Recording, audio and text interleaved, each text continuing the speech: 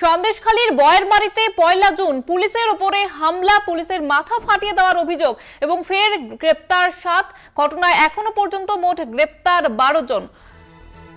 সপ্তম দফা ভোটের দিন তুলকালাম দেখেছিলাম সন্দেশখালীতে এবং সেখানে পুলিশের উপরে হামলার অভিযোগ করেছিল উত্তেজিত জনতার বিরুদ্ধে। এই ঘটনায় আগে ৫ জনকে গ্রেপ্তার করা হয়েছিল, এবার আরও ৭ জনকে গ্রেপ্তার করা হলো। এখনো পর্যন্ত গ্রেপ্তার মোট ১২ জন। এ বিষয়ে আরো বিস্তারিত জানাবে টেলিফোন লাইনে রয়েছে প্রতিনিধি সঞ্জিত চক্রবর্তী। সঞ্জিত, কি আপডেট রয়েছে?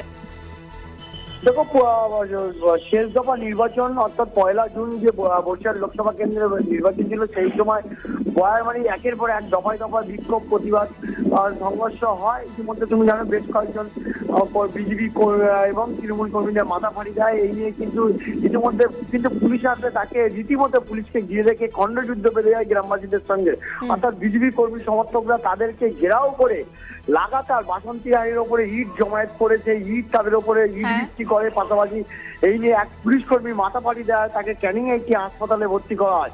ইতিমধ্যে এই ঘটনার জেরে পুলিশ কিন্তু একটি নিজস্ব মামলা রুজু করে, অর্থাৎ সুমোটো মামলা রুজু করে এবং সেই ভিডিও ফুটেজ দেখে একে একে কিন্তু গ্রেপ্তার করতে শুরু করে।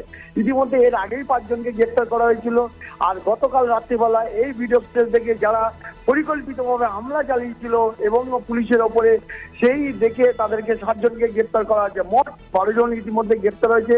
এই নতুন ৭ জনকে আজ বসিরহাট মহকুমা আদালতে তোলা হবে।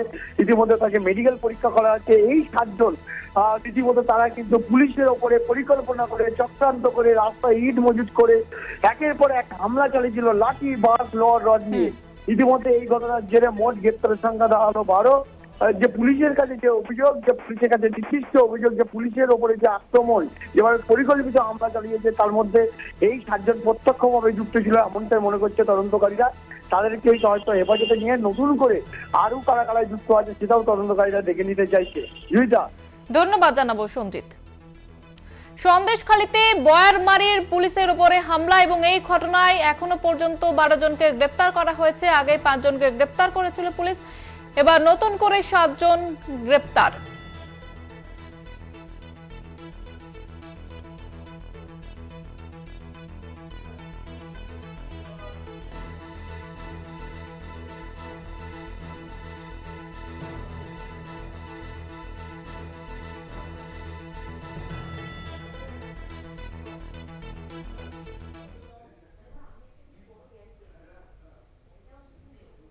বারাসাতে সর্দারপাড়ায় ৬১ নম্বর বুথে পুনর্নির্বাচন।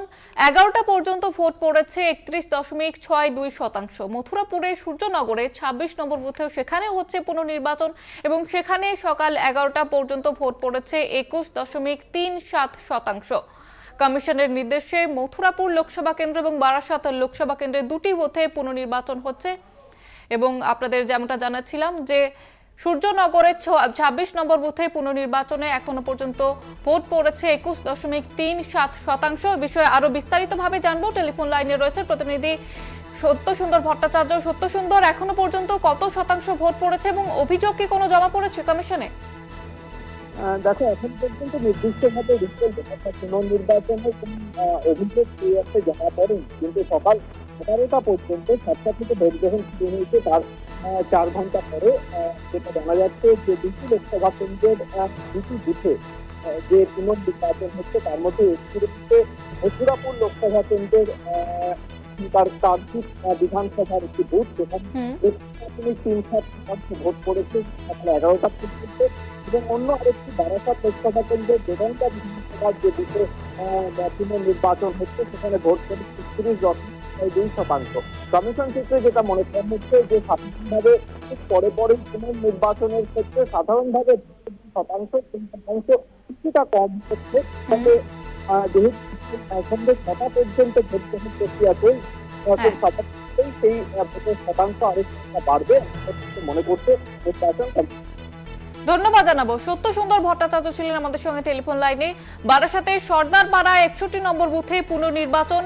সকাল ১১টা পর্যন্ত ভোট পড়েছে ৩১.৬২%। অন্যদিকে মথুরাপুরের সূর্যনগর ২৬ নম্বর বুথে সেখানেও পুনর্নির্বাচন হচ্ছে। সকাল ১১টা পর্যন্ত ভোট পড়েছে ২১.৩৭%।